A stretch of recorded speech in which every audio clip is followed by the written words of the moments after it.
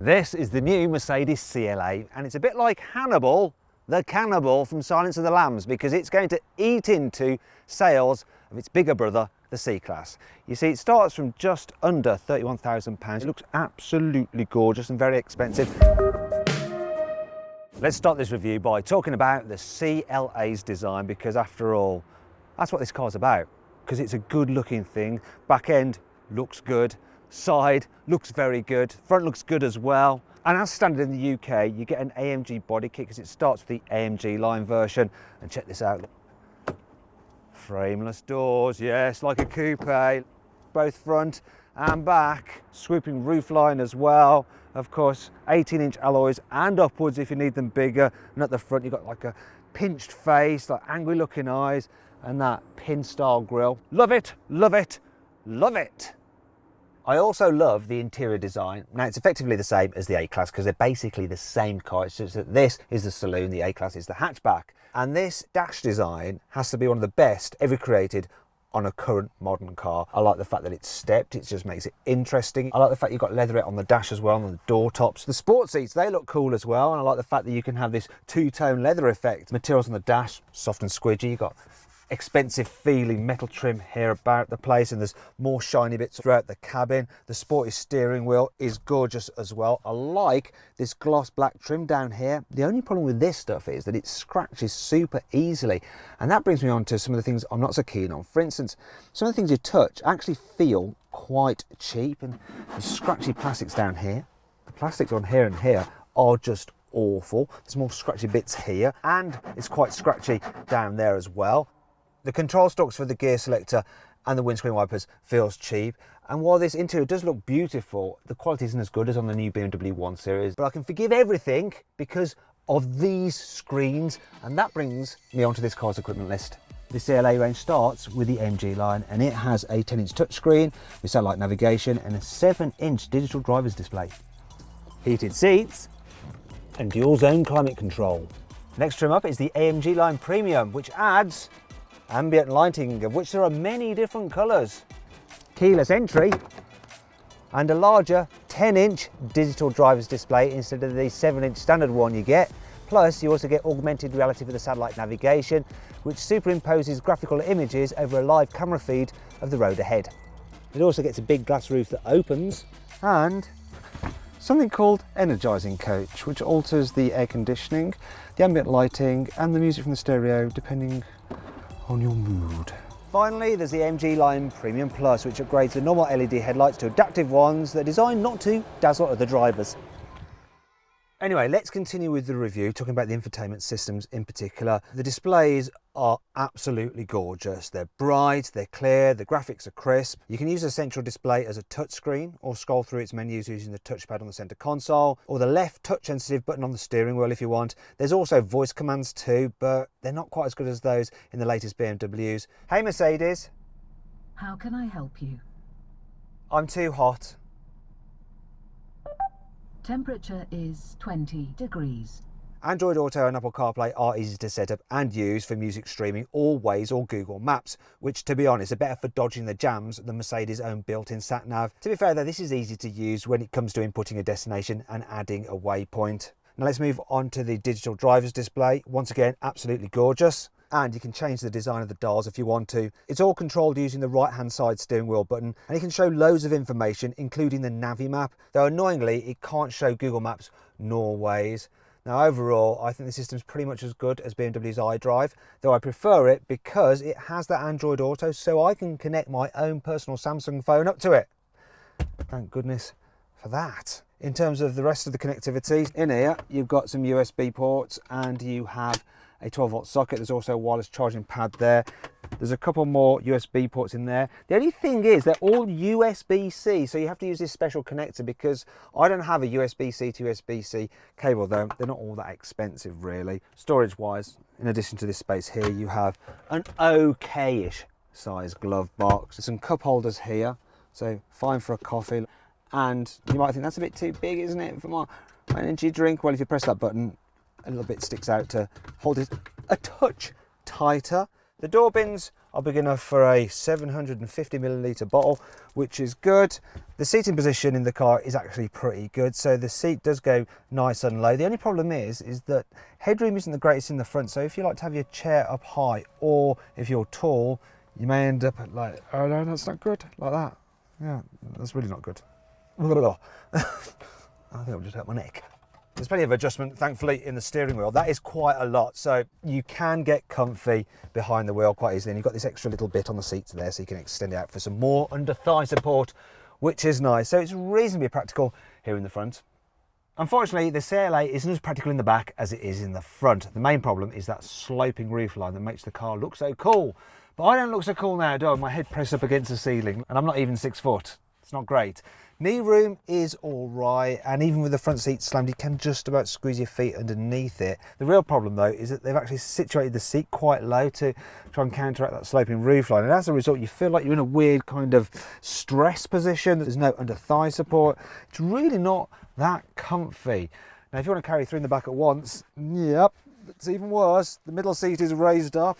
There's obviously a lump in the floor, so you have to straddle that, and the footwells aren't really that big, so everyone does start to fight for foot space. Also because the car isn't the widest and the sides actually arc in slightly, people on the outer 2 seats will be pushed outwards and they'll just be bashing their head off the roof line. It's not great for carrying rear passengers, this car.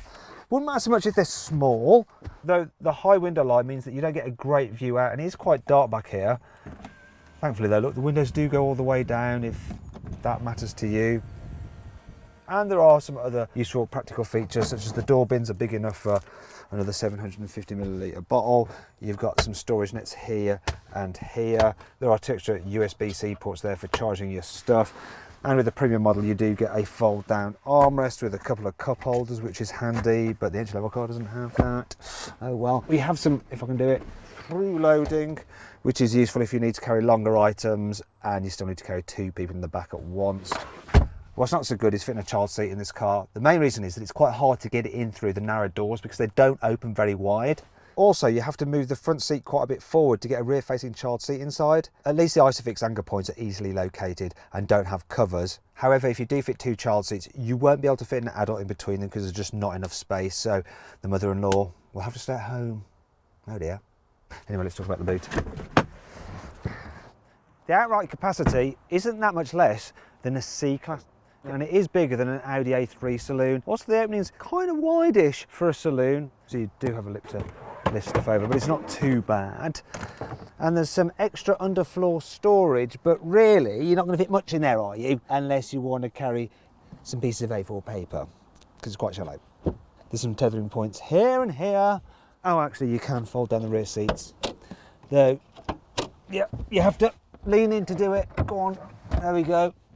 And then you can slide things to the front like that. Now, how much can you fit into this car's boot? Well, with the seats folded, you can fit 2 large boxes on the rear seats and then 6 small boxes in the boot itself. A bike will fit, but you'll have to remove the front wheel to get it in. With the rear seats in place, you can fit 2 large suitcases in there, 2 small suitcases, and a couple of soft bags, or 6 small boxes. A set of golf clubs will also just about fit, and so too will a pushchair. But if you need a bit more practicality, but you generally like the look of this car, then check out the A-Class hatchback. Anyway, on to 5 annoying things about the CLA. The front seat headrests are angled in a bit too far, and they bulge as well, so it kind of promotes you to sit in a really bad posture. You end up all hunched. Annoyingly, you can't even alter that angle, so you're stuck with it. For some reason, there is no skip track button on the steering wheel for the stereo like there is in most cars, so you have to go through the main infotainment system, and it just takes a bit longer. The grab handle for the boot is blooming useless, so you just end up grabbing the boot lid and then getting crap all over your hands. Mercedes are always trying to fake it, but they won't kid the Carwow stick of truth. So yeah, fake diffuser, fake air vent, and worst of the worst, fake exhaust. The way these cool looking door handles stick out a bit, if you suddenly slam the door and your knee's in the wrong place, it can bash against it. Thankfully, this car has plenty of cool features to help make up for all this. Here's 5. The CLA's swooping bodywork is so aerodynamic it creates no more wind resistance than a velodrome cyclist. If you press up twice on resume for the cruise control, it'll automatically set the car's speed to the speed limit of the road you're currently driving on. While the CLA may be based on the A-Class, it actually has more sophisticated rear suspension. Also, the suspension is stiffer and lower slightly, and the distance between the wheels across an axle is slightly wider as well at the front and at the back, and all that is designed to help make the car feel more sporty to drive. When you increase the temperature of the climate control, the ambient lighting around the air vent glows red. When you cool it down, it glows blue. If it's dark and you reach across into the passenger side to try and find something, a little light will illuminate so you can see what you're doing. Good job too, because otherwise I'd have never been able to find this. The CLA is meant to be a posh car, and that's why you can only get it with an automatic gearbox. You can also get certain versions with four-wheel drive, though most cars are front-wheel drive. The engine choices include a 1.3 litre petrol in 2 states of tune and a 2 litre petrol in various states of tune. There's also a 2 litre diesel. The CLA's slightly sportier suspension setup over the normal A-Class means it's not quite so good over bumps when you're just bimbling about round town, but it's still comfortable enough. Also, the steering is super light, the automatic gearbox does its thing, and it's generally quite a pleasant thing to just pootle around in. The manoeuvrability is alright as well, though the turning circle isn't quite as good as on something like an Audi A3 Saloon, but there's not much in it. You might think that a low-slung car such as this would be an absolute pig to park, but it's surprisingly easy. So the back window is fairly large, which means that you can see where you're aiming the car, but really you don't need to look out of it. You just use the standard fit parking sensors and the brilliant reversing camera, and it just lets you know exactly how close you are to objects all around the entire car. You're all watching going, I could have done that much better. But here we go. Just gives you so much confidence, that camera system. Finally, voila!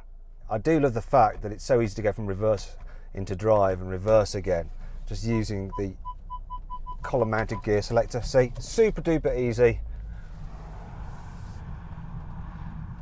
When you get out on the motorway, this thing can hold its own. It's actually very, very planted, and it's not bad for long distance work. This one has a 1.3 litre turbo engine in, and it's actually all right. So I'm doing 50 miles an hour, I'm gonna floor the throttle, gearbox responds well, and it pulls okay. There's 70, and What do you want to do? once again, I have it every time. Chimes in, ruins my piece to camera. What I was trying to say was that when you rev the engine hard, it does start to make quite a bit of noise. What I can't fault it for, though, is the economy. So this thing is returning 50 miles per gallon, which is actually very good. Now, if I was buying this car, there is one option I'd fit to it, and it's the driving assistance package. So what that includes is a super advanced cruise control system where it'll also steer the car to keep you in lane, and it's very, very good. It's one of the best systems on the market. When you head out onto a twisty road, the CLA does deliver. You flick the driving settings into sports, adds weight to the steering, makes the throttle response sharper, speeds up the shifts from the gearbox, though you can take control yourself, use the paddles. Yes, this little engine kind of gives as good as it can, really. But the whole stability that you get through the car is pretty good, and it's not the sharpest tool in the box. It's not a real sports car, but it does have a slight fun edge to it. You can hoon it about at quite a rate if you want to, and it will grip and go around a corner. And then if you start running wide, you lift off and it just tightens its line. It's actually fairly decent.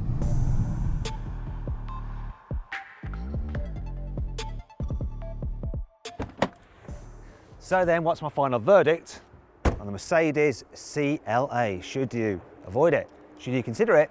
Should you shortlist it? Or should you just go right ahead and buy it? Well, I reckon you should shortlist the CLA. You know, it's a beautiful looking thing. It drives nicely. It's full of tech. It's just not that great for carrying rear passengers.